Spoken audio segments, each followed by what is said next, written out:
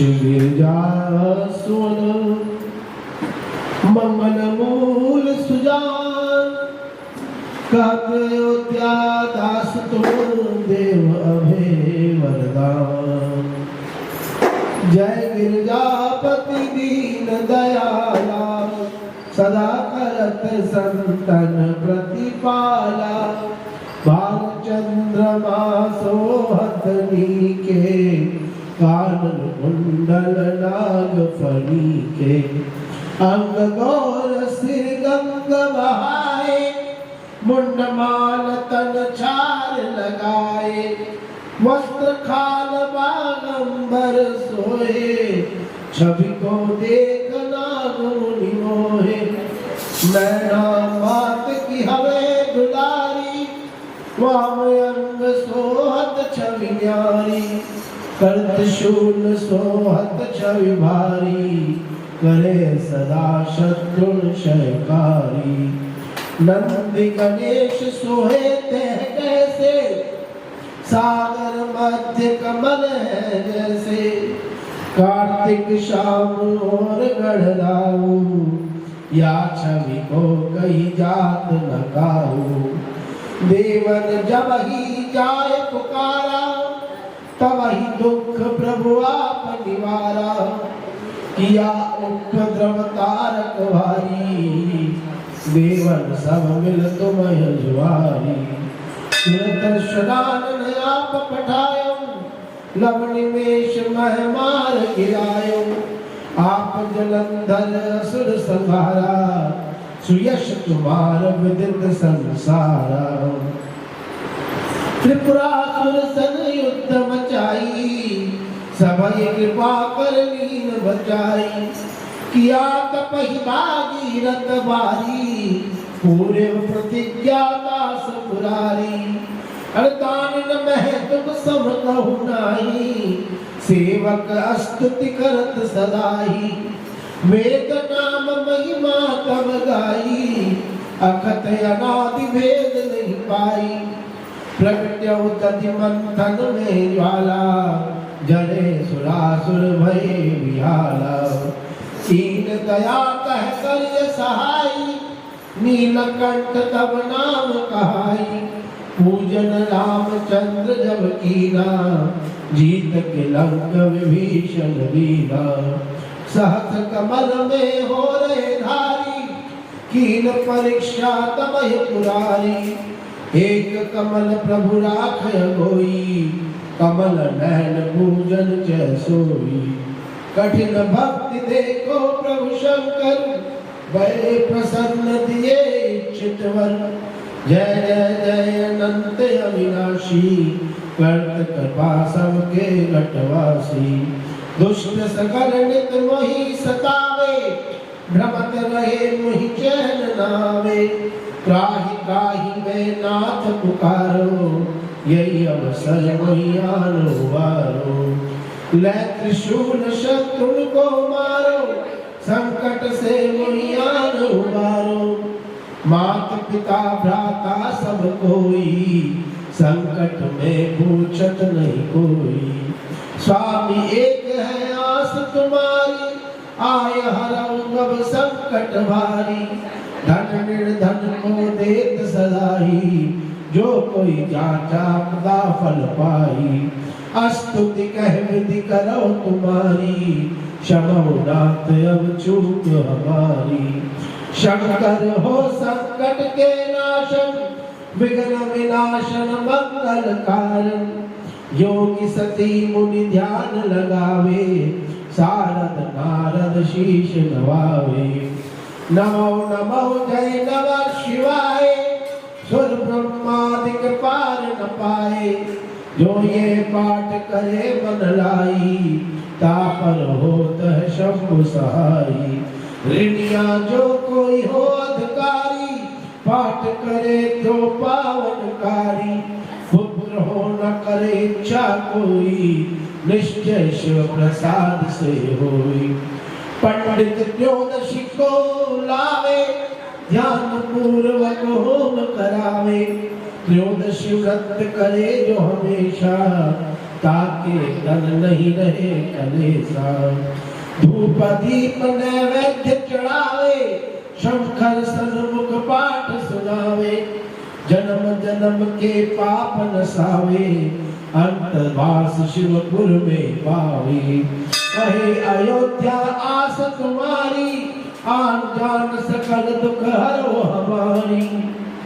नित्य नेम कर प्रातहि, पाठ करे 40, तुम मेरी मनोकामना पूर्ण करो जगदीश। मकसद छठी है मंत्र तुम, संबत 64 आनंद, स्तुति 40 वही पूर्ण कीन कल्याण। नमः शिवाय, ओम नमः शिवाय। श्री गिरिजापति बंदी कर चरण बद्ध सिर नाय, कहत अयोध्या दास तुम वो पर होए सहाय। नंदी की सवारी नाग शिकार धारी, नित्य संत सुखकारी, नीलकंठ त्रिपुरारी है। गले मुंड माला भारी, सिर सोए जटाधारी, भाव अंग में बिहारी, गिरजा तुलवारी है। दानी बड़े भारी शेष शारदा पुकारी, काशीपति मद नारी, कड़ त्रिशूल चक्रधारी है। कला उजियारी लख देव सोनिहारी, यश गावे वेद चारी, सो हमारी ही रखवारी है। शंभु बैठे मृग चाला, अंग हो रहे निहाला, पीवे भंग का पियाला, अहि अंग पे चढ़ाए हैं। गले सोहे मुंड माला, कर डमरू विशाला, और ओढ़े मृग चाला, भस्म अंग में लगाए हैं। सब सुरभि सुतशाला करे, भक्त प्रतिपाला, मृत्यु मृग चाला, मृत्यु हटते हैं अकाला, शीश जटा को बढ़ाए हैं। कहे राम लाला, कहे राम लाला, करो मोहे तुम निहाला, गिरजापति आला, जैसे काम को जलाए हैं। मारा है जलंधर और त्रिपुर को संहारा, जिन सारा है काम जाके शीश गंग धारा है। धारा है अपारा जासु महिमा है, 3 लोक भाग को चंद्र जाके सुषमा की सारा है। सारा है बात सब खाया वाला, हल जानी भगत की आधारा, जही वेदन उबारा है। चारा है भाग जाके द्वार है, गरीश कन्या कहत अयोध्या, सोई मालिक हमारा है। अष्ट गुरु जान जाके मुख वेद बानी, भवन में भवानी सुख संपत्ति लाहा करे। मुंडन की माला जाके चंद्रमा ललाट, सोई दासन के दास जाके दारिद्र दाहा करे। चारों द्वार बंदी जाके द्वारपाल नंदी, कहत कवि नंदी नाहक न रहा करे। जगत रिसाई यमराज को कहाँ बसाई, शंकर सहाय तो भयंकर कहाँ करे। गौर शरीर में गोरी विराजत, मोर जटा सिर सोहत जाके। के गौर शरीर में गोरी विराजत, मोर जटा सिर सोहत जाके। नामन को उपवेश न से, ये अयोध्या का है शशिमान में जाके। दान करे पल में पल 4 ओ, टारते अंक लिखे विधना के। शंकर नाम निशंक सदा ही, भरोसे रहे निश्वासलता के। मक्सर मास है मंत्र तू, शक दिन है शुभ बुध। कहत अयोध्या प्रातहि, शिव के मिले सुमृत।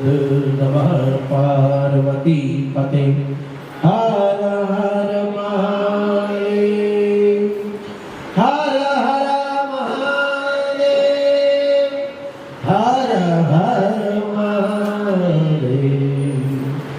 बोली शंकर भगवान की जय। जय शंकर जय शंकर, शंकर जय शंकर, कैलाशपति जय गोरा, जय गोरा गोरा, जय गोरा माँ पार्वती। जय शंकर जय शंकर, जय शंकर कैलाशपति, जय गोरा गोरा गोरा, जय गोरा माँ पार्वती।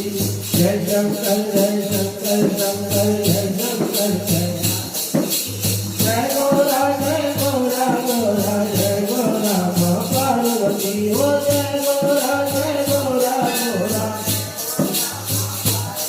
बोलो जय शंकर जय शंकर, शंकर जय शंकर,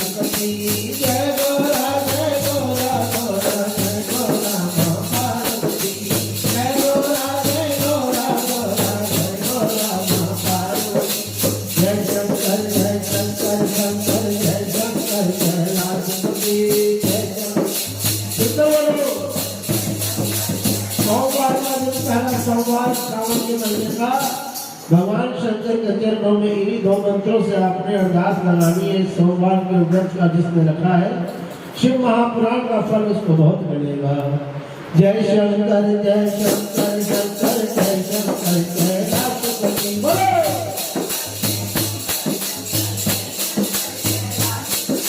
जय गौरा गौरा गौरा जय गौरा माँ पार्वती जय गौरा गौरा गौरा जय गौरा माँ। जय शंकर जय शंकर शंकर जय शंकर जय राष्ट्रपति जय शंकर जय शंकर शंकर।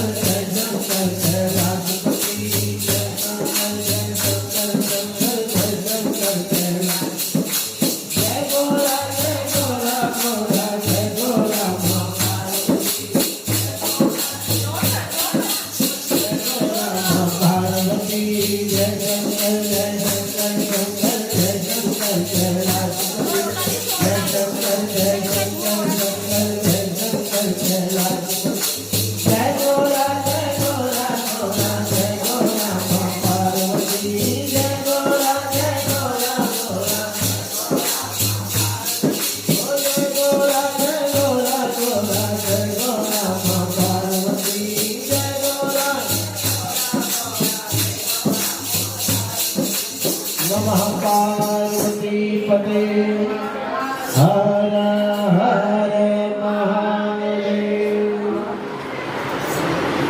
तो ऋषि बोले कि हसूर जी, ये तो आपने मुझे महादिव्य शुभ लिंग की उत्पत्ति सुनाई, जिसके प्रभाव से दुखों का नाश हो जाता है। माँ बाप, अब आप ब्रह्मा और नारद के संवाद के माध्यम से शिव पूजन की विधि बताइए, जिसके करने से शिव जी प्रसन्न हो जाते हैं। ब्राह्मण, क्षत्रिय, वैश्य और शूद्रों चारों वर्णों की शिव जी पूजा का अधिकार है। उसका क्या क्रम है? तो व्यास जी ने जैसा आपको बतलाया हो उसे मुझसे कहिए। तो सूत जी बोले कि हम मुनीश्वर, जैसा आपने पूछा है ऐसा ही पहले श्री व्यास जी ने सनत कुमार जी से पूछा था, और जिसे उपमन्यु ने सुना था उसी को फिर व्यास जी ने मुझे पढ़ाया, और उपमन्यु से श्री कृष्ण जी ने सुना। तब जिसे सबसे पहले ब्रह्मा जी ने ही कहा है, वही सब मैं ब्रह्मा नारद संवाद के रूप में आपसे कहता हूँ। अब आपके सम्मुख रखा जा रहा है ब्रह्मा नारद संवाद। तो ब्रह्मा जी बोले कि नारद, अब मैं तुम्हें लिंग पूजन संक्षेप में कहता हूँ, वो थोड़े में ध्यान देकर सुनिएगा। यदि विस्तार से कहूँगा ना तो सैकड़ों वर्षों में भी मैं संपूर्ण नहीं कह पाऊंगा। बोलिए नमः पार्वती पते।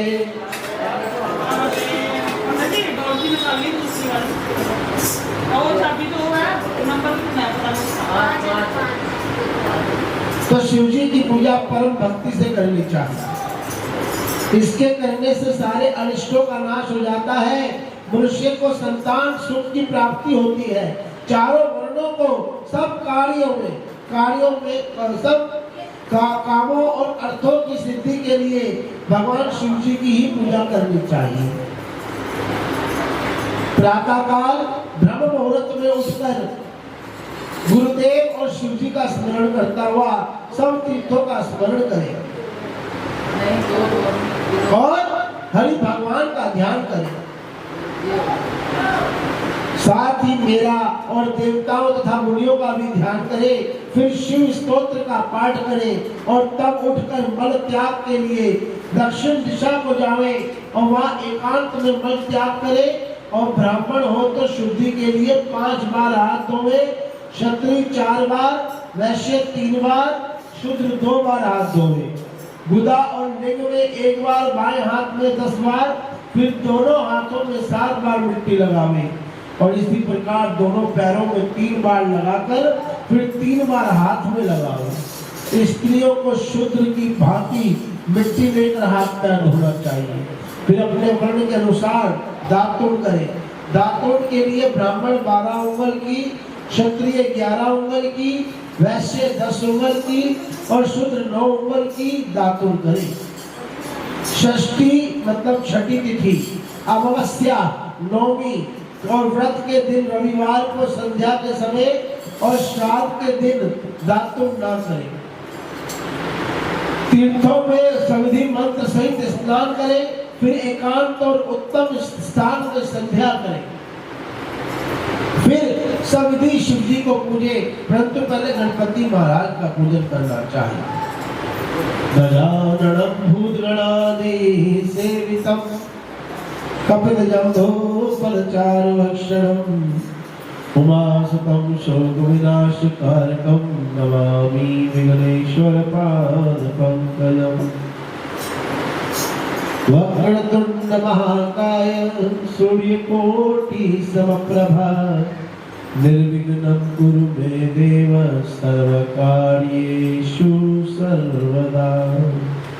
हमेशा सबसे पहले गणपति महाराज जी का पूजन करना चाहिए। तदंतर आसन पर बैठकर भगवान शिव जी की स्थापना करें। 3 बार आचमन करें। ओम केशवाय नमः, माधवाय नमः, नारायणाय नमः और 3 प्राणायाम तो अवश्य करें, जिसमें मध्यम जन्मकम शिव जी का ध्यान करें, जिसमें 5 मुख 10 भुजाएं सब भूषणों से युक्त और जो बागंबर ओढ़े हुए हैं। शिव जी की पूजा से मनुष्य अपने को पवित्र बना ले और प्रणव मंत्र अर्थात ओमकार से ही षडन्यास कर शिव जी की पूजा आरंभ करें कि ओमकारं बिंदु संयुक्तम नित्यं धयन्ति योगिना आप्तं मोक्षदं शिवोंकाराय नमो नमः। जिसकी और बहुत सी विधियां गुरुदेव से प्राप्त कर ले, ये तनविष की बेदरी और गुरु अमृत की खान, सिर दीजे सतगुरु मिले तो भी पछताया। बोलो श्री सदगुरुदेव महाराज की। फिर शिव जी पर सहस्त्र जलधारा वेद मंत्रों द्वारा चढ़ावे और फिर शिव जी के ऊपर चंदन और पुष्पादि चढ़ावे। प्रणव पूर्वक उनके आगे सुगंधित सामग्री देवे। फिर नाना प्रकार के वेद मंत्रों से उनकी स्तुति करता हुआ उन्हें नमस्कार करे। फिर अर्घ देकर शिव जी के चरणों में पुष्प बिखेर देवे।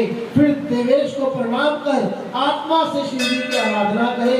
प्रार्थना करते समय हाथ में पुष्प लेकर उनके सामने खड़ा होए और अंजलि बांधे रहे और कहे कि हे शंकर जी, मैंने ज्ञान से अथवा अज्ञान से आपकी जो भी कुछ पूजा की है वह सफल होवे। ऐसा कहकर हर्षित होकर शिव जी के ऊपर फिर पुष्प चढ़ाओ और उसके बाद स्वास्ति वाचन कर अनेक प्रकार का आशीर्वाद ग्रहण करें। हरि ओम स्वस्ति न इंद्रो वृत्रशवाः स्वस्ति न मूर्खः विश्ववेदाः स्वस्ति नस्ताक्षरो अरिष्टनेमि स्वस्ति नो बृहस्पतिर्दधातु। फिर शिव जी के ऊपर पूजा की चढ़ाई हुई सभी वस्तु हटाकर नमस्कार करें। कर चरणम कृतम पाखाय जम कर्मजम वा शरणं वामन संभ अपराधम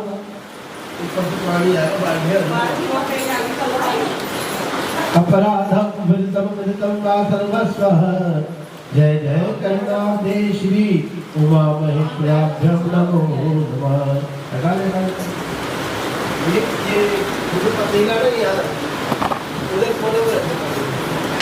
और अपराध क्षमा के लिए फिर आचमन करे, फिर अघोर मंत्र से शिव जी की प्रार्थना करे और गले से अधिक शब्द निकालकर उनकी पूजा करे। गले से अधिक शब्द निकालने का मतलब होता है कि जितनी आप जोर से बोलेंगे ना, नमः पार्वती पते हर हर महादेव,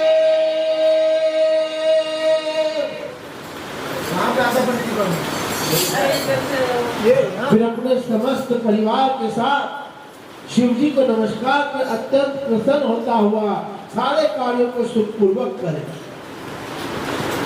इस प्रकार की शिव पूजा से उसे पद पद पर सर्व सिद्धियों की प्राप्ति हो जाती है, उसका दुख मिट जाता है और शिव जी की कृपा से कल्याण ही कल्याण पाता है। तथा शिव जी की पूजा से उसके और भी गुणों की वृद्धि हो जाती है। मुनिवरिये, ये शिव जी की पूजा की विधि कही है नारद। अब इसके पश्चात क्या सुनना चाहते हो? नमः पार्वती पते हर हर महादेव। मिलकर बोलिएगा जय शंकर जय शंकर शंकर जय शंकर जय राष्ट्रपति, जय शंकर जय राष्ट्रपति, जय गोरा गोरा गोरा, जय गोरा माँ पार्वती, जय गोरा गोरा गोरा, जय शंकर जय शंकर शंकर जय शंकर जय राष्ट्रपति, जय शंकर जय शंकर, हो जय गोरा गोरा गोरा, जय गोरा माँ पार्वती, जय गोरा गोरा गोरा, जय गोरा माँ, हो जय शंकर जय शंकर शंकर जय शंकर जय राष्ट्रपति,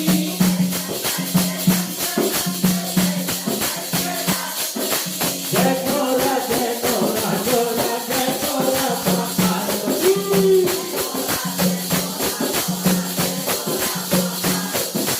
जय शंकर जय शंकर शंकर जय शंकर जय राष्ट्रपति, बोलो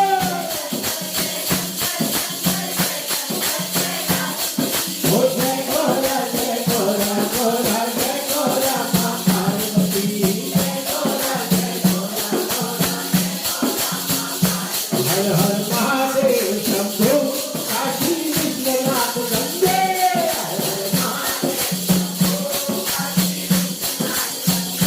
हर हर महादेव शंभो काशी विश्वनाथ गंगे, हर हर महादेव काशी विश्वनाथ गंगे, काशी विश्वनाथ गंगे, काशी विश्वनाथ गंगे, हर हर महादेव शंभो काशी विश्वनाथ गंगे,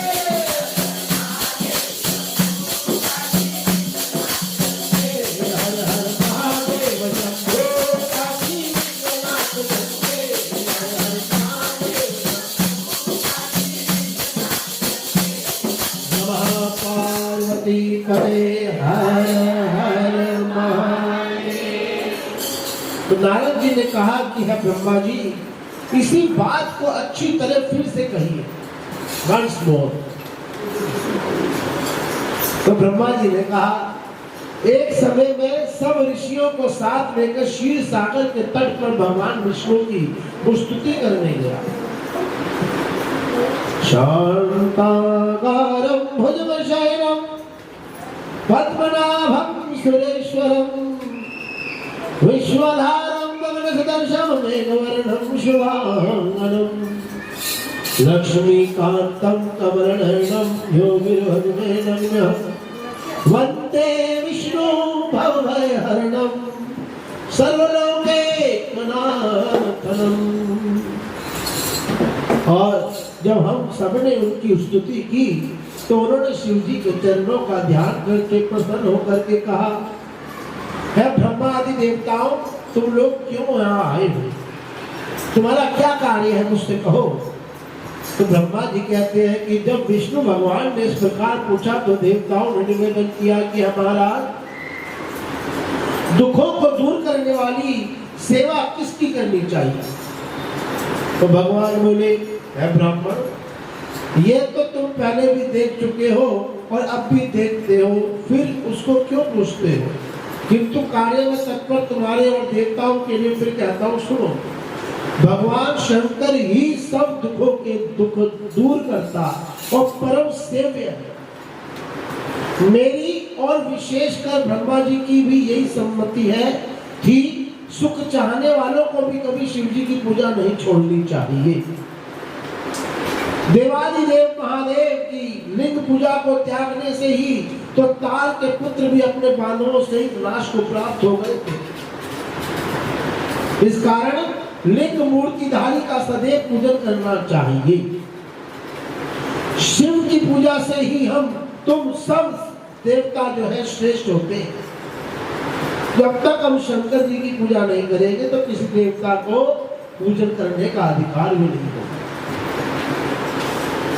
आप इस बात को कैसे भूल जाते हैं, जैसे भी हो लिंग की पूजा सकाम शिवार्चन करना ही योग्य है।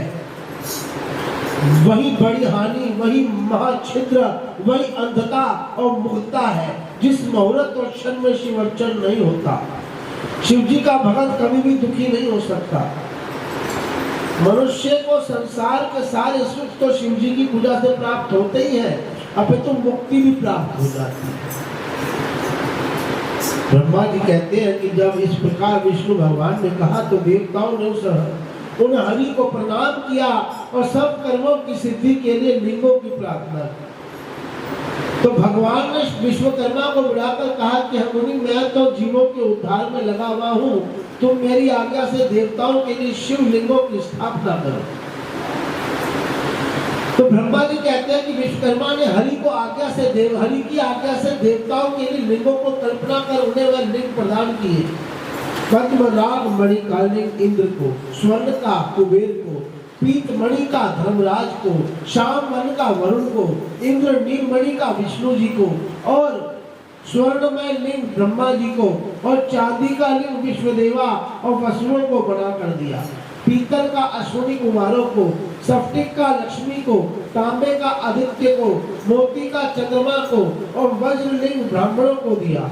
फिर ब्राह्मण की स्त्रियों को मिट्टी का, नागों को चंदन का, मक्खन का देवी को, भस्म का योगी को, दधि का यक्षों को, मिट्टी का छाया को दे दिया।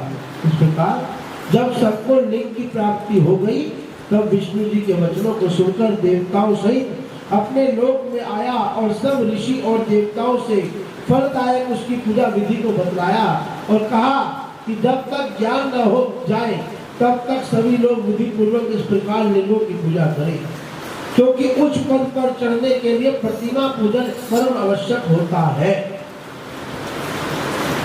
निर्गुण की प्राप्ति के लिए प्रतिमा पूजन ही उसका आश्रय है।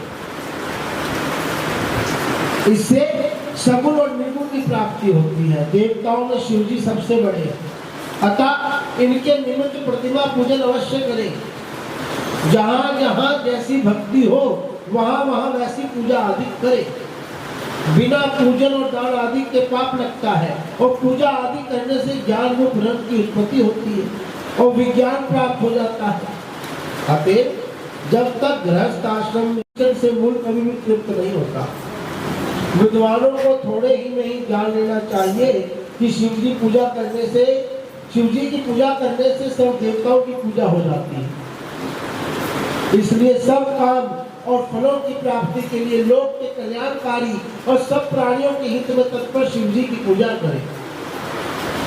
तो ब्रह्मा जी बोले कि ऋषियों, अब इसके आगे सर्व काम और सुखदायक शिव जी की उत्तम पूजा विधि को बतला कहता हूँ, ध्यान देकर सुनिएगा।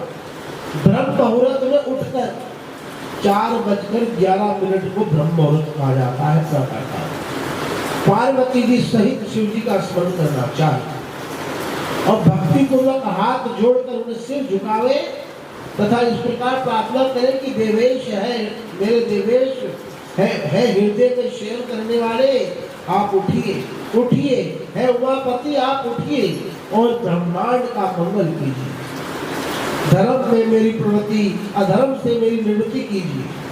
है महादेव, मैं तो आपका प्रेरक हूँ, परम सेवक हूँ। ऐसे भक्ति के वाक्य कहकर गुरु के चरणों का स्मरण कर शौच आदि क्रिया से निवृत्त होकर मिट्टी और जल से देह को शुद्ध कर दातुन करे। सूर्य के निकलने से पहले दातुन कर लेना चाहिए।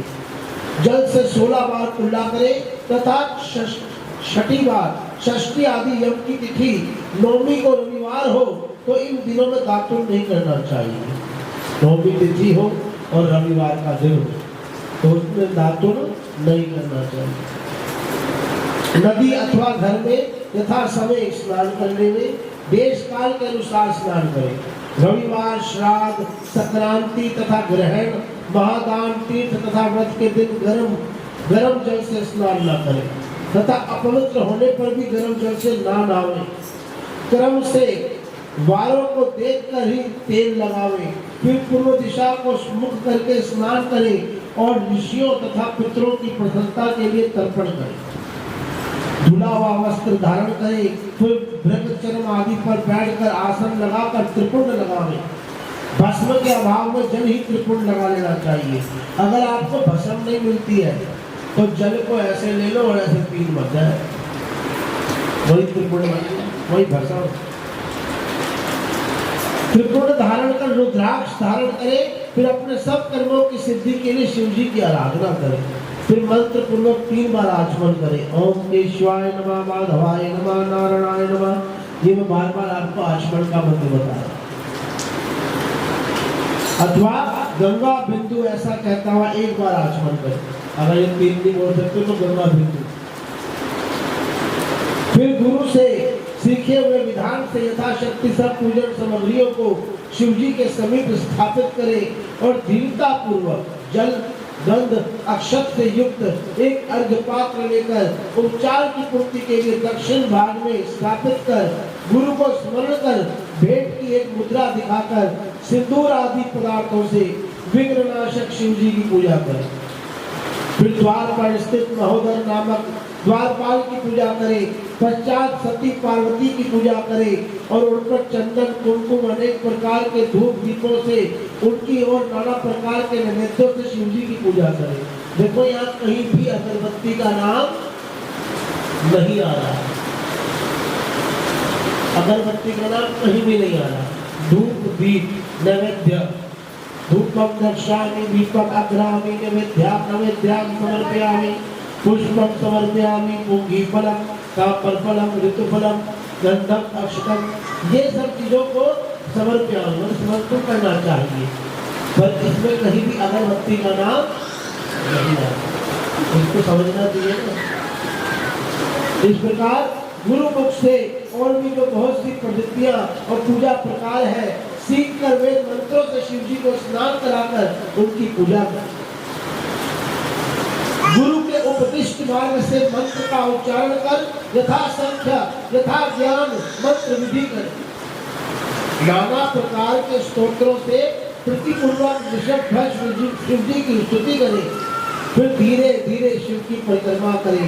फिर साष्टांग दंडवत कर इस मंत्र से भक्ति पूर्वक पुष्पांजलि अर्पित करें और कहें कि यह शिव जी मैंने ज्ञान से अथवा अज्ञान से आपकी जो भी कुछ पूजा की है वह सब आपकी कृपा से सफल हो जाए। हर ओम यज्ञं भजन्त देवास्तानि धर्माणि प्रथमानि हस्तज्ञाते हजातम महिमाना सत्यन्त यत्र पूर्वे साध्या सन्ति देवाः। हे शिव जी, मेरे प्राण चित्त सदा आप में ही है गौरीश, है भूतनाथ, मुझ पर प्रसन्न हो जाइए। है प्रभु, मैं आपकी शरण में हूँ, ऐसा कहकर पुष्पांजलि अर्पित करें और कहे कि है प्रभु अब आप अपने परिवार सहित अपने स्थान हो जाइए। है नाथ, मेरी पूजा के समय फिर आप इसी स्थान पर वापस आ जाइएगा। इस प्रकार भगत वत्सल भगवान शंकर जी को बहुत प्रार्थना कर अपने हृदय में विसर्जन करें और उनके जल को शिरोधार्य करें।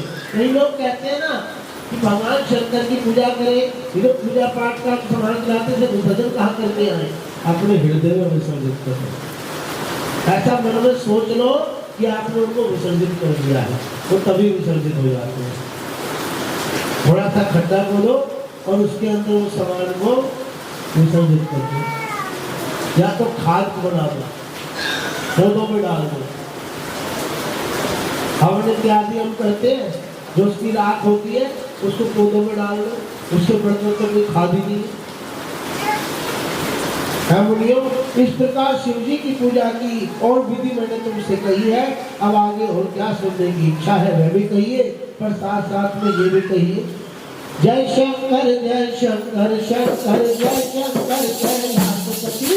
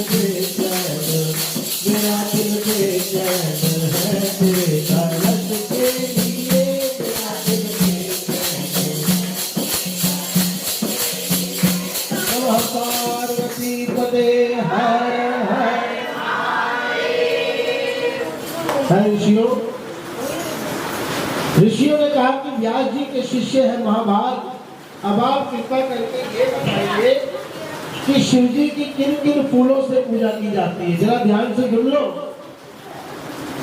एक एक शब्द सुन देंगे, जरा ध्यान से सुन लो, कोई बात नहीं, बारिश आ रही आने दो। किन किन फूलों से उनकी पूजा की जाती है और उनके फल क्या है। तो सूची बोले कि शौनक आदि ऋषियों, यही प्रश्न नारद जी ने ब्रह्मा जी से किया था और उन्होंने निर्णय दिया था। ब्रह्मा जी ने ये कहा था कि कमल पत्र, बेल पत्र, शतपत्र, शंख पुष्प से देवता का पूजन करने से लक्ष्मी की प्राप्ति होती है। 20 कमल का एक प्रस्थ और 66 बेल पत्रों का आधा प्रस्थ होता है। 16 फल का एक प्रस्थ और 10 टंक का एक फल होता है। और इस तौल के अनुसार इतना सब तराजू पर चढ़ाकर सकाम पूजे तो सब कामनाओं की प्राप्ति हो जाती है। चढ़ाने की विधि तो बहुत सारी है और यदि निष्काम पूजे तो वह शिव रूप हो जाते हैं। यदि कोई 10 करोड़ पार्थिव लिंग की पूजा कर जाता ना, तो मिट्टी के लिंग बनाकर उनकी पूजा करे 10 करोड़, तो वह राज्य का इच्छुक राज्य भी पा जाता है। मुनीश्वरों, शिव जी को तो संतुष्ट करने के लिए शिवलिंग पर फूल चढ़ा दो, चावल चढ़ा दो, चंदन लगा दो, अखंड जल की धारा चढ़ा दो, जल रुकना नहीं चाहिए। जैसे कि 108 ओम नमः शिवाय की जप की माला कर दो, 1008 कर दो, 1,08 कर दो, तो उस हिसाब से आपकी जल धारा रुकनी नहीं चाहिए। उनकी पूजा करें, प्रत्येक रूप में प्रति मंत्र से एक बेलपत्र अथवा शतपत्र का कमल चढ़ाओ। पुराने लोग, प्राचीन लोगों ने शंख पुष्पों से विशेष रीति से पूजा करने को कहा है, जो दोनों लोगों में सर्व कामदायक है। फिर धूप दीप नैवेद्य आरती प्रदक्षिणा नमस्कार करके क्षमा विसर्जन करें। कहीं भी अगरबत्ती का नाम नहीं है। इस प्रकार की सांगीपांग पूजा भोग और राज्य प्रदायक जो अपनी प्रधानता के लिए उसकी आदि पूजा, इससे आदि पूजा मुक्ति के लिए अर्थात कारागार से मुक्त होने के लिए करता रहे, रोग से मुक्त होने के लिए 50 कमल पुष्प की कन्या की इच्छा वाला 25,000 कमल पुष्प से विद्या के लिए, इससे भी आधे से वाणी के लिए, घी से उच्चाटन के लिए, उतने ही परिणाम से मारण में एक लक्ष्य से, मोहन में उससे आधे से, राजा के वशीकरण के लिए 10 लाख फूलों से पूजा करे और इतना ही जप करे। यश के लिए इतना ही, ज्ञान के लिए 1 करोड़ और शिव दर्शन के लिए इससे आधे से पूजन करें तथा कार्य फल को सिद्धि के लिए मृत्युंजय का जप करें। कार्य फल की सिद्धि के लिए यहाँ सिर्फ मृत्युंजय कहा है, महामृत्युंजय नहीं कहा। मृत्युंजय, मृत्युंजय का अर्थ क्या होता है? ओम त्र्यंबकम यजामहे सुगंधिं पुष्टिवर्धनम् उर्वारुकमेव वन्दनान् मृत्युर्मुक्षयमामृतात्। और महामृत्युंजय होता है ओम हूम झूम सः। ओम त्र्यंबकम यजामहे सुगंधिं पुष्टिवर्धनम् उर्वारुकमेव वन्दनान् मृत्युर्मुक्षयमामृतात्। ओम हूम झूम सः ओम 6 बार ओम आता है, जिसमें 5 लाख जपे तो शिव जी प्रसन्न हो जावे। मुक्ति चाहने वाला कुशा से शिव जी की पूजा करे। 1 लाख की संख्या तो सर्वत्र जाने।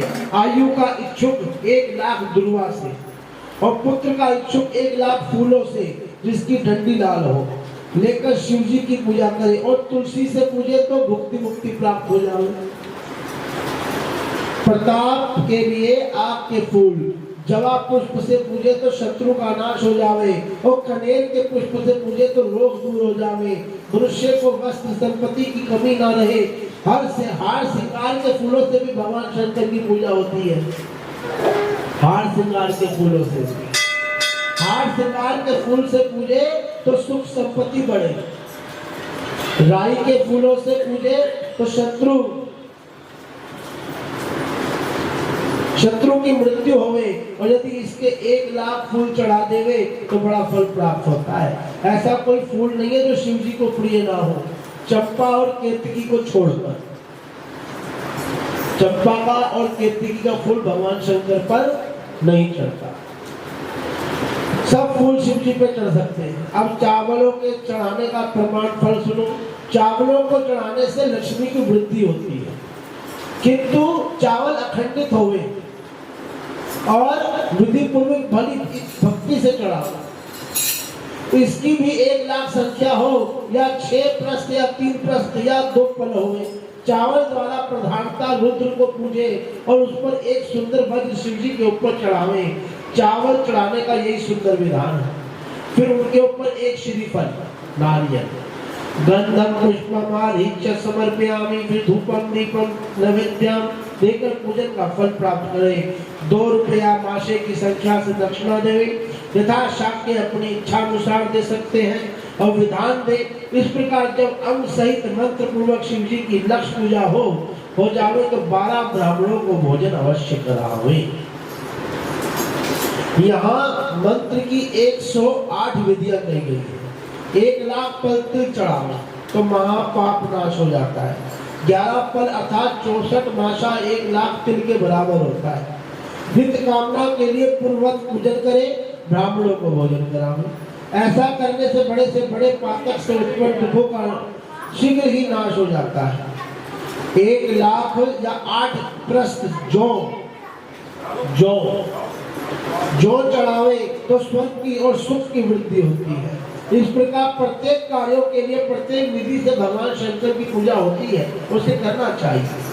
ज्वर, ज्वर प्रलाप की शांति के लिए, बुखार भगाने के लिए केवल जल की धारा मंगल होती है। इसमें शब्द गायत्री के अंत में नमः लगाकर नामों से अथवा प्रणव ओम से मंत्र से तथा दूसरे शास्त्रों के मंत्रों से जल की धारा करें। धारा पूजन शुभ संतान वर्धक है, गुरु से समझ कर करें। यदि अपने घर में नित्य कले होता है तो शिव जी पर जल की धारा करें तो सब दुख नष्ट हो जाते हैं। यदि शत्रु को तपाना हो तो शिव जी पर तेल की धार चढ़ाओ। शत्रु को तपाना हो, मधु मतलब शहद से शिव जी को पूजे तो यक्ष राज को हो जावे। ईख गन्ने के रस से पूजे तो आनंद मंगल हो जावे। यदि गंगा जी के जल की धार देवे तो भुक्ति मुक्ति प्राप्त होवे। इसका 10,000 संख्या का विधान है। 11 ब्राह्मणों को भोजन करावे। है मुनीश्वर, आपने जो पूछा ये सब मैंने आप लोगों को सुना दिया। जो लोक में सफल सर्वत का कामदायक तथा हितकारी है, जो स्कंद और उमा सहित शिव जी की समिधि पूजन करता है और पुत्र पौत्र आदि के साथ संपूर्ण सुखों का भोग कर अंत में महेश्वर लोक का भागी होता है। वह करोड़ों सूर्य के समान प्रकाशित विमान पर रुद्र कन्याओं से सेवित होता है, होता हुआ परने पर्यंत शिव जी के साथ क्रीड़ा करता है, फिर अविनाशी विज्ञान को प्राप्त कर मोक्ष लाभ करता है। नमः पार्वती पते हर हर महादेव। जय शंकर जय शंकर जय शंकर जय शंकर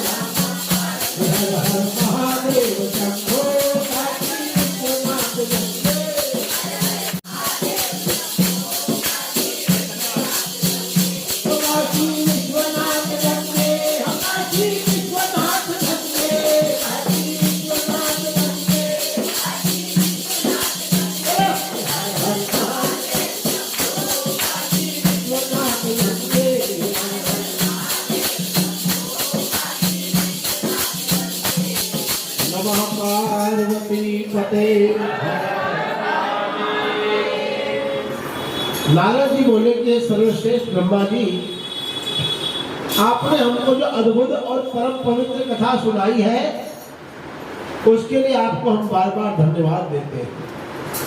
अब आप उसके अनंतर और भी जो चरित्र और सृष्टि का प्रकार है वह सब सुनाने की हमें कृपा कीजिए।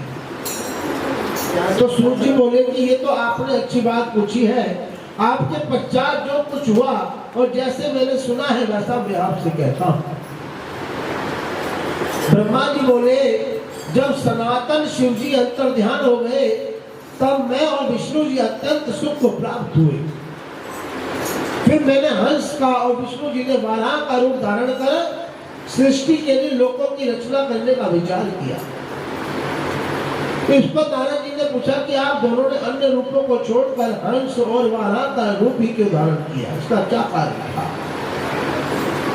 तो सूर्य जी कहते हैं कि तब शिव जी के चरण कमलों का स्मरण कर ब्रह्मा जी बोले कि हंस की ऊपर जाने की गति जो होती है निश्चल होती है, और तत्व अतत्व के विभाग में उसे शीर नीर जैसा ज्ञान करने की बुद्धि होती है।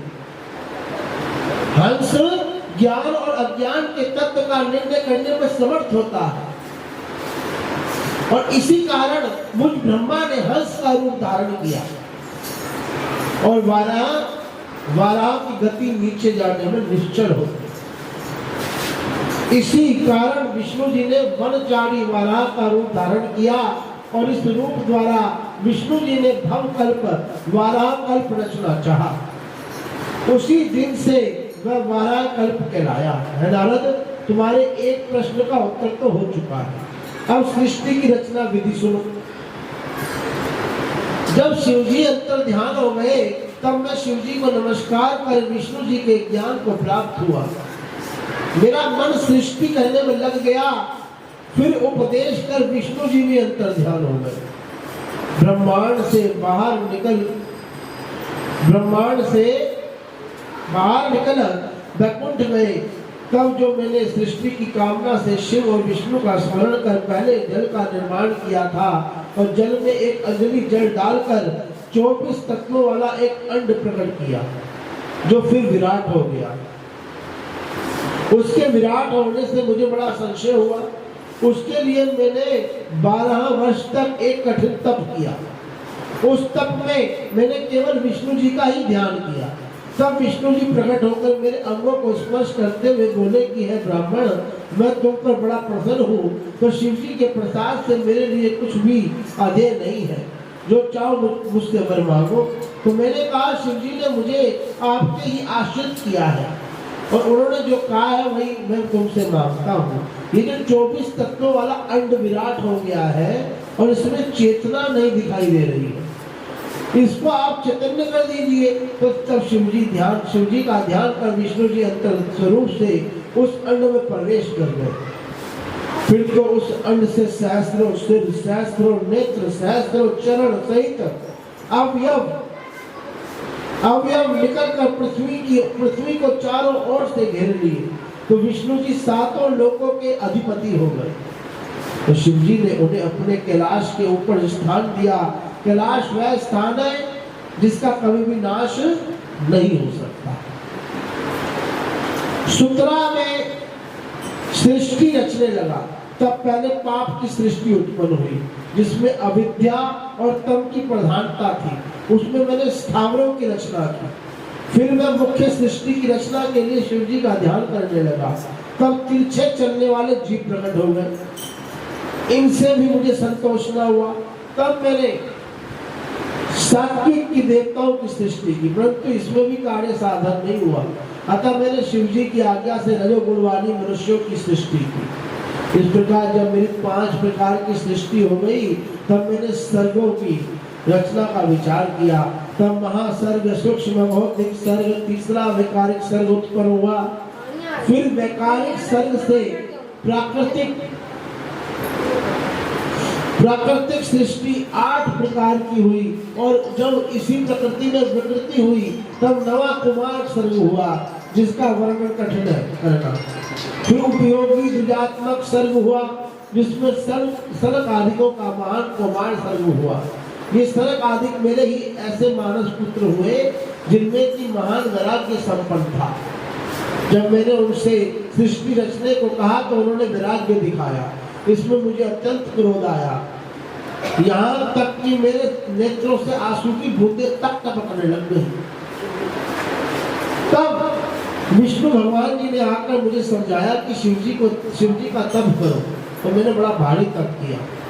तब मेरे भौं नासिका के मध्य से त्रिमूर्ति, अर्धनारीश्वर, माहेश्वर, अपने पूर्ण अंश सबके ईश्वर, अजन्मा, तेज की राशि, साक्षात उमा के पति, सर्वज्ञ सबके कर्ता, नीललोहित नाम वाले शिव जी प्रकट हुए। उन्हें देखकर मैं बड़ा प्रसन्न हुआ। कहा कि अब आप ही अनेक प्रकार की सृष्टि कीजिए। तब वह देवादिदेव महेश्वर अपने ही तुल्य बहुत से रुद्रों की सृष्टि करने लगे। ये देखकर मैंने उनसे फिर कहा कि हे देवादिदेव, अब आप जन्म मरण वाली प्रजाओं को रचना कीजिए। इस पर करुणानिधि महादेव जी हंसने लगे।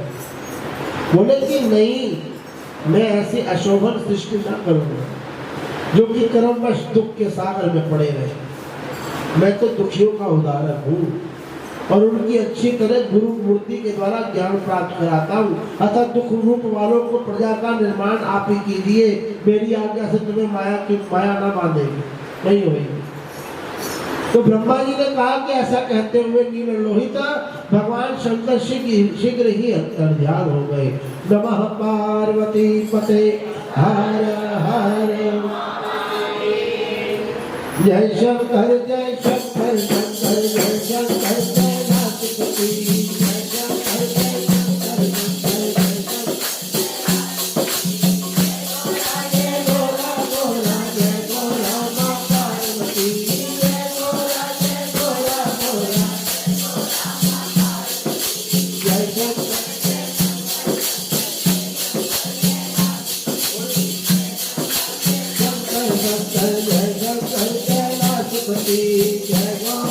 गोरा गोरा जय गोरा माँ पार्वती जय गोरा गोरा जय गोरा माँ पार्वती जय शंकर जय शंकर शंकर जय शंकर कैलाशपति जय शंकर जय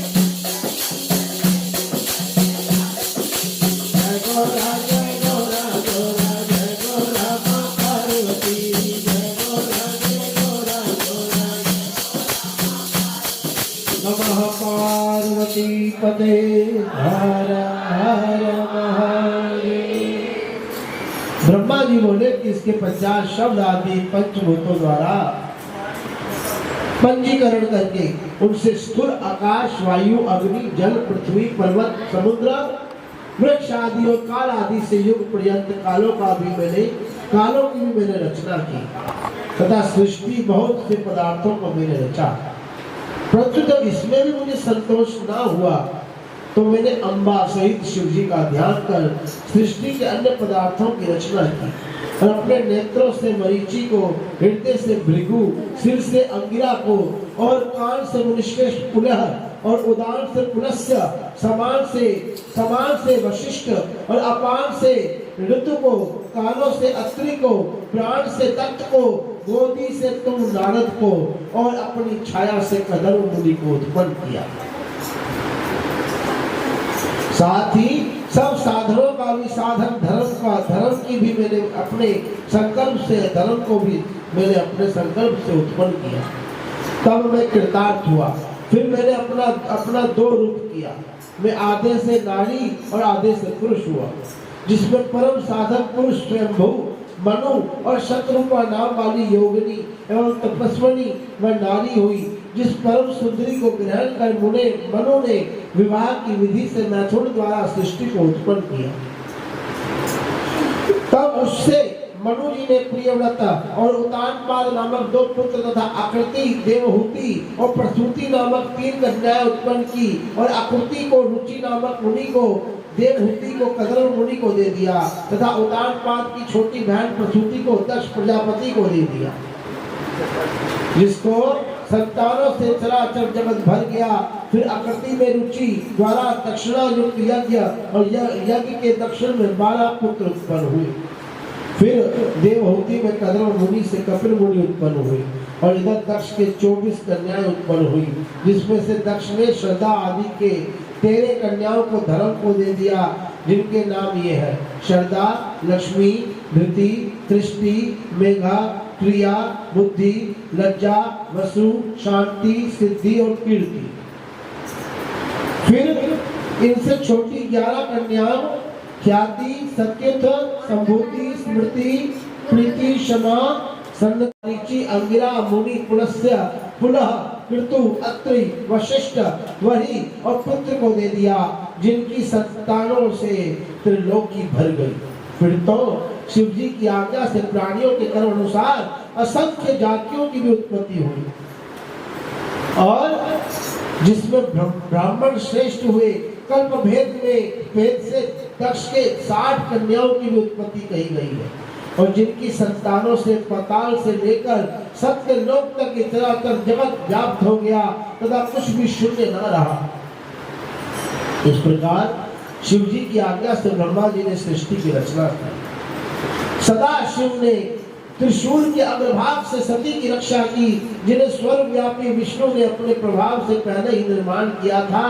और भी कन्याएं दक्ष जी से लोक कल्याण के लिए प्रकट हुई थी। इस प्रकार शिव जी के भक्तों के उद्धार के लिए बहुत सी लीलाएं की, जिनका वाम अंग वैकुंठ और दक्षिण अंग मैं हूँ। इस प्रकार मैं, विष्णु और रुद्र, यही तीन गुण इधर प्रधान हुए और उधर इसी प्रकार सत्य, रज और तम तीन गुणों से जिनका मैं स्वयं प्रधान हूँ, उसमें रजोगुण वाली सुरा देवी तथा सतोगुण वाली सती, तमोगुण वाली लक्ष्मी प्रकट हुई। सती के परा और शिवा उमा से तीन रूप हैं, जिनमें यही शिवा सती के रूप और शंकर के साथ ब्याही गई और पिता के यज्ञ में शरीर त्याग कर दानव से अपने पद को प्राप्त हुई। फिर पार्वती होकर तप करके शिव जी को मिली, जिनके कालिका, चंडिका, भद्रा, चामुंडा, विद्या, जया, जयंती, भद्रकाली, दुर्गा, भगवती, कामाख्या, कामदा, अम्बा, मुंडानी सर्वमांगलिक भक्ति मुक्तिदायक नाम हुए।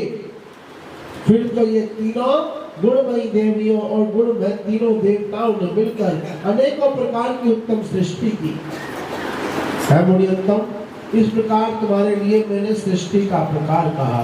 शिव जी की आज्ञा से मैं इस ब्रह्मांड का रचयिता हूँ। शिव जी कहते हैं कि जब इस प्रकार ब्रह्मा जी ने कहा, तब नारद जी ने नमस्कार कर विनय पूर्वक फिर पूछा कि ब्रह्मा जी, शिव जी कैलाश पर कब गए और महात्मा कुबेर के साथ उनकी मित्रता कहाँ हुई? तो वहां रहकर शिव जी ने क्या किया, उनका ये सब चरित्र मुझे बताइए। तो ब्रह्मा जी कहने लगे कि नारद, जिस प्रकार शिव जी कैलाश पर गए और कुबेर के साथ मित्रता हुई, वह सब सुनो।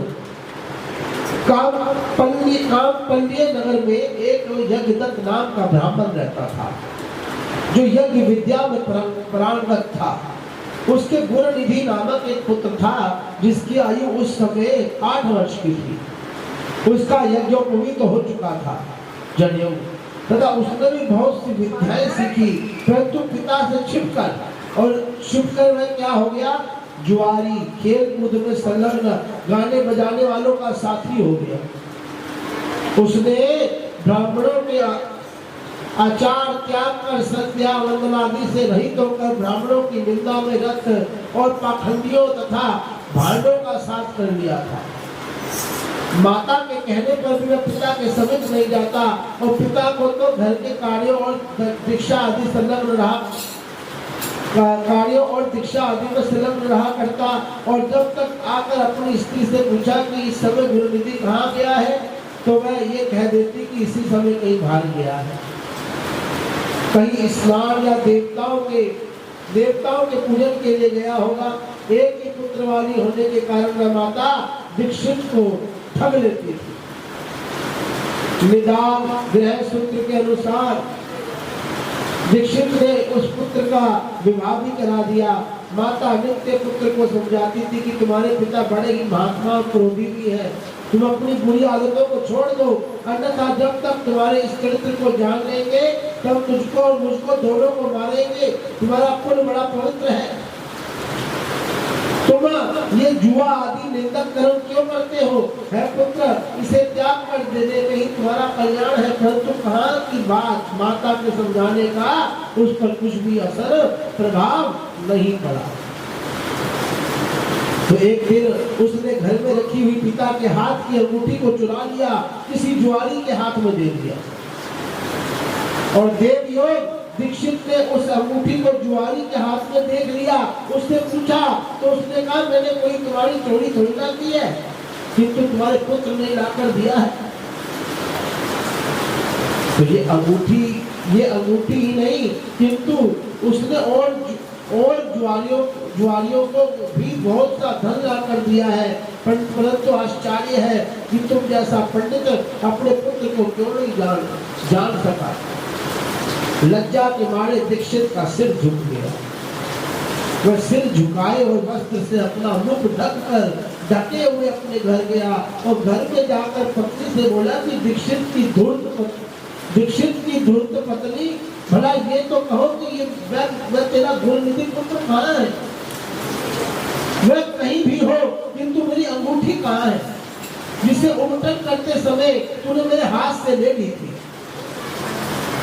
उसने कहा मैंने कहीं रख दी होगी, स्मरण नहीं आ रहा, याद नहीं आ रहा, क्योंकि मध्यम काल का समय है और इस समय स्नान आदि में संलग्न हूँ, क्योंकि अतिथियों के आगमन का समय बीता जा रहा है, जबकि पकवान आदि मुझे शीघ्र ही तैयार करने हैं, पूजा की सामग्री भी तो अभी एकत्रित करना कर सकी हूँ।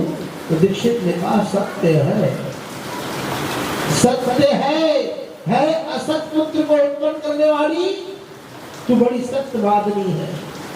इसी से तो तू जब जब मैं तुझसे पूछता था कि कहाँ गया, तब तब तू मुझे अपनी बातों में बहला दिया करती थी। पत्नी ने ऐसा कहते हुए ब्राह्मण जब तक घर की और चीजें ढूंढने लगा, परंतु जब तक एक भी चीज ना मिली, क्योंकि पुत्र ने उसे जुए में दे डाला था और उसकी माता पुत्र की ममता में पड़कर उसके दोषों को छिपाया करती थी, फिरती थी। तब सारा दोष अपनी पत्नी का जानकर उसने क्या करा, उस ब्राह्मण ने जल लेकर हाथ में स्त्री पुत्र को तिलांजलि दे दी और किसी क्षेत्रीय ब्राह्मण की कांता से अपना दूसरा विवाह भी कर लिया।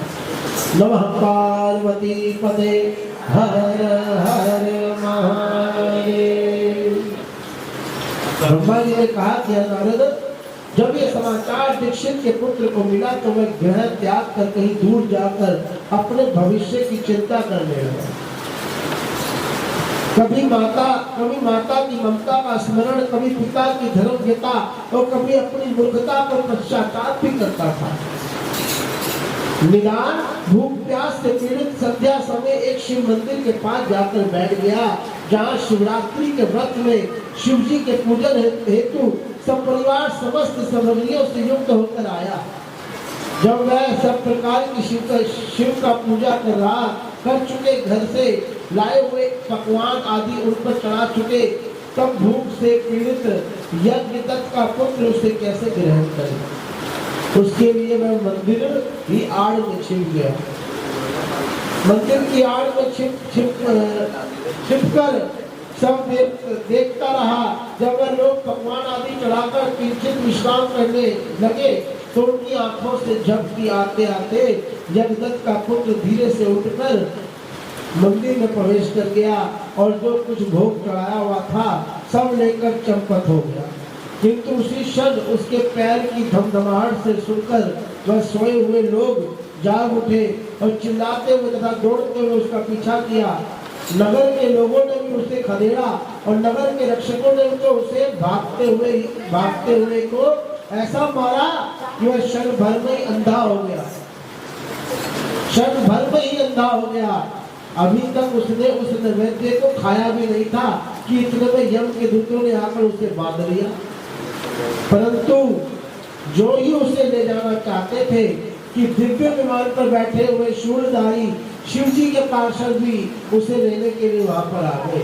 बोले कि है यमराज के गणों, अब इस परम धर्मात्मा ब्राह्मण को छोड़ दो, क्योंकि इसमें कोई पाप दोष नहीं रहा। यम के दूतों ने शिव जी के पार्षदों को नमस्कार करके कहा कि नहीं, आप नहीं जानते, ये बड़ा पापी और अपने धर्म से नष्ट कुल आचार से हीन और अपने पिता का बहुत बड़ा शत्रु है। ये देखो, इसने शिव जी का निर्माल्य भी चुराया है। तो शिव निर्माल्य के भक्षक और उल्लंघन करने वालों को तो छूने से भी पाप लगता है, परंतु धर्म में जैसी जानकारी आप सबको है वैसे हम सबको नहीं है। अतएव यदि इसमें कुछ धर्म का आलेश भी हो तो हमें बताइए। तो तब शिव जी कीकर उन पार्षदों ने कहा कि हे यमदूतों, इस यज्ञदत्त के पुत्र ने जहाँ बहुत से पाप किए हैं वहीं इसने पाप रहित धर्म भी किए हैं। जैसे लिंग के शरीर पर गिरती हुई दीपक की छाया को इसने निवारण किया है। रात्रि में इसने अपना वस्त्र फाड़कर दीपक की बत्ती डाली। प्रसन्नवश उसने शिव पुराण को सुना तथा ऐसे ही और भी कार्य किए हैं। व्रत रहकर इसने शिव जी की पूजा का दर्शन किया और स्थिर चित्त से द्वार पर बैठा रहा। इस कारण ये अभी हमारे साथ शिवलोक को जाएगा और कुछ दिनों तक वहां रहेगा और पाप रहित होकर कलिंग देश का राजा होगा। क्योंकि ये ब्राह्मण श्रेष्ठ निश्चय ही शिव का प्रिय है। तुम लोग प्रसन्न हो, अपने लोक को जाओ। तो ब्रह्मा जी कहते हैं कि ये सुनकर जब के यमदूत जहाँ से आए थे वहाँ चले गए। और जब समाचार यमदेव से कहा, यमराज ने भी हर्ष से उनकी बात को स्वीकार किया। फिर तो उन यमदूतों से छुड़ाया गया। वह ब्राह्मण शिव गणों द्वारा शिवलोक को चला गया और वहाँ शिव पार्वती की सेवा से लौटकर कलिंग देश का राजा हुआ।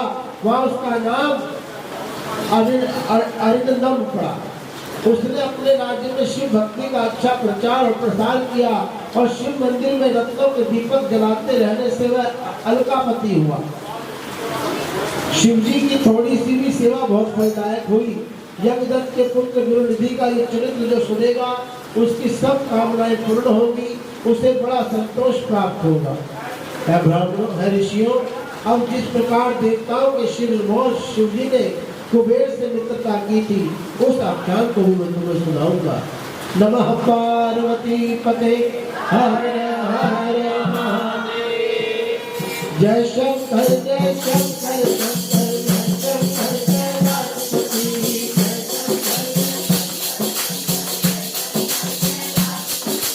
जय गोरा जय गोरा गोरा जय गोरा पार्वती। जय गोरा जय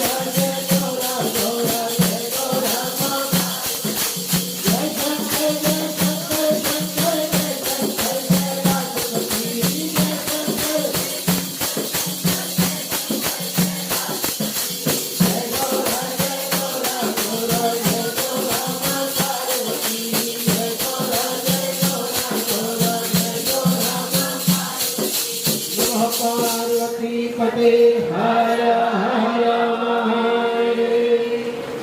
ब्रह्मा जी ने कहा, जब मेरा पहला पद्मकल्प हुआ था तब उसमें मेरे मानस पुत्र पुलस्त्य से विश्रवा का जन्म हुआ। ध्यान से सुनिएगा इस कथा को। ब्रह्मा जी ने कहा, जब मेरा पहला पद्मकल्प हुआ था तब उसमें से मेरे मानस पुत्र पुलस्त्य से विश्रवा का जन्म हुआ, जिसके एक वैष्णव नाम का पुत्र हुआ, जिसने अलकापुरी को भोगा और उग्र तप द्वारा शंकर जी की आराधना की। उस समय मेघावाहन कल्प प्रारंभ हुआ था। तब अलकापुरी अधीश्वर के उग्र तप को देखकर शंकर जी प्रकट होकर उसे साक्षात दर्शन देने आए। तो उसने कहा कि शिव जी, आपके अपरिमित तेज से मेरे नेत्र बंद हो गए हैं, अतः अपने चरण कमलों के दर्शन की समर्था मेरे नेत्रों को दीजिए। है मुनीश्वर, आपको नमस्कार है। ये यज्ञदत्त का वही पुत्र था जो कि शिव जी की सेवा से अलकापुरी में जाकर राजा हुआ था। परंतु जब उसने शिव जी के साथ पार्वती जी को देखा तो उनके प्रति उसने क्रूर दृष्टि की, इससे उसका बायां नेत्र जो फूट गया। और शिव जी ने पार्वती से कहा, ये तुम्हारा पुत्र है, तुम्हें क्रूर दृष्टि से नहीं देखता है, किंतु तुम्हारी तपस्या की प्रशंसा करता है, अतः मैं इसे निधियों का स्वामी बनाता हूँ, ये गृहों का ईश्वर होगा। ऐसा कहकर शिव जी ने उसे धनपति बना दिया और पुनः उमा से मिलाकर ये कह दिया कि आओ, ये तुम्हारी माता है, इसके चरणों में प्रसन्न चित्त से प्रणाम करो। फिर उमा से कहा कि है देवेशी, है तपस्विनी, इस अपने अंगज पुत्र पर प्रसन्न हो जाओ। तब जगदम्बा पार्वती प्रसन्न हो यज्ञदत्त के उस पुत्र से बोली कि है वत्स, तुम्हारे शिवजी में सर्वदा निर्मल भक्ति होवे, परंतु तुमने जो अपने बाएं नेत्रों से तिरछे होकर मुझे देखा है, इससे तुम्हारा बायां नेत्र तो नहीं रहेगा, किंतु देव ने तुमको वर दिया है, उसके अनुसार तुम कुबेर बन जाओ। फिर तो महादेव जी ने उसे विश्वेश्वर नामक स्थान में कुबेर बनाकर प्रवेश करा दिया और स्वयं उसकी अलकापुरी नामक महानगरी के समीप में ही अपना कैलाश नामक स्थान नियत किया। तो ब्रह्मा जी बोले कि महाराज अब तुम वह आख्यान सुनो जिस प्रकार कुबेर के राज पर्वत पर तप करने आया और उसके तपोबल से शिव जी वहां पर पहुंचे। कुबेर को कठिन तप करते देखकर ब्रह्मा के अंश से उत्पन्न रुद्र शिव जी की इच्छा से वहां जाने के लिए उत्सुक हुए और जोर जोर से अपना डमरू बजाने लगे, जिसकी ध्वनि त्रिलोक में व्याप्त हो गई। विष्णु और ब्रह्मा आदि सब देवता तथा मुनि वेद शास्त्र और सिद्ध लोग भी मूर्त होकर वहां पहुंचे। साथ ही असंख्य गणों सहित अपनी लाखों करोड़ों की सेना के साथ शिवजी ब्रह्मा विष्णु सहित बड़े प्रेम से रुद्र रूप शिवजी के दर्शनार्थ वहां पहुंचे। शिवजी को आते देखकर महात्मा कुबेर ने आदर से उठकर भक्ति पूर्वक अनेक प्रकार की भेंटों से परिवार सहित उनकी पूजा की और अलंकिन और अलकापुरी के समीप भी ले जाकर निवास कराया। फिर शिवजी ने विश्वकर्मा को बुलाकर उसके राज पर्वत पर अपने भक्तों और अनुचरों के लिए स्थान बनाने की आज्ञा दे दी। तो विश्वकर्मा ने अनेकों प्रकार के स्थान बना दिए। इस अवसर पर हरि की प्रार्थना से शिवजी बड़े प्रसन्न हुए और फिर कुबेर पर कृपा करके शिवजी के राज पर्वत पर गए और एक शुभ मुहूर्त देखकर उसमें प्रवेश किया। विष्णु आदि देवता आनंदित हुए तथा मुनि और सद्गुरु भी आनंद से शिवजी का अभिषेक किए और अनेक प्रकार की सामग्रियों से उनकी पूजा की। ऊपर से मांगलिक पुष्प वृष्टि हुई, अप्सराएं नाचने और गाने लगी, सुखदायक जय और नमः शब्द होने लगे। जब शिवजी सिंहासन पर बैठे तो विष्णु आदि देवताओं ने अलग अलग स्तुतियां की, तो शिवजी ने उनकी कामनाएं पूर्ण की। जब सब देवता अपने स्थान को चले गए तो शिवजी ने मुझको और विष्णु को आसन पर बिठाकर बहुत बार प्रतिपूर्वक संबोधन कर कहा कि है हरि, है ब्रह्मा, तुम दोनों मेरे अत्यंत प्रिय हो। अब तुम लोग निर्भय होकर अपने लोक को जाओ, मैं तुम्हारा सुखदाता हूँ और सदैव तुम्हारी देखभाल करता रहूंगा। अब दोनों अपने अपने स्थान को चले आए। उसी समय प्रसन्न होकर भगवान शंकर जी ने कुबेर के पास आकर उनका हाथ पकड़कर कहा कि हम मित्र, मैं तुम्हारी मित्रता के वशीभूत हूँ, तुम भी अपने स्थान को जाओ, है निष्पाप, मैं तुम्हारा सहायक हूँ। तो कुबेर जी शिवजी की आज्ञा से अपने स्थान को आए और शिवजी के राज पर अपने गणों सहित ध्यान में तत्पर हो निवास करने लगे। वहां रहते हुए उन्होंने अनेकों विहार किया। कितने ही दिन तक पत्नी के बिना ही परमेश्वर शिव ने अपना समय बिताया। फिर दक्ष की पत्नी से उत्पन्न सती से विवाह किया और फिर तो महेश्वर दक्ष पुत्री सती के साथ विहार करने लगे। लोक चार में परायण और शिवजी और सुखी हुए हैं मुनियों। ये रुद्र अवतार और परायण होकर शिवजी का कैलाश पर आगमन तथा उनकी कुबेर के साथ मित्रता मैंने वर्णन की है। अब उनके मैं लोक लीलाएं वर्णन करूंगा जो सर्व काम फलदायक है। जो इस कथा को शांत चित्त से पढ़ेगा, सुनेगा और संसार में सब भोगों की प्राप्ति होकर परलोक में मुक्ति को प्राप्त होगी। इति श्री राम लग्न पांडे द्वारा भाषानुवाद श्री महापुराण दूसरी रुद्र संहिता के 20वें अध्याय संपूर्ण उसके प्रथम सृष्टि खंड समाप्त हुए। शुभमस्तु। नमः पार्वती पते। हर हर महादेव। हर हर हर हर महादेव। बोल शंकर भगवान की जय। शंकर जय शंकर जय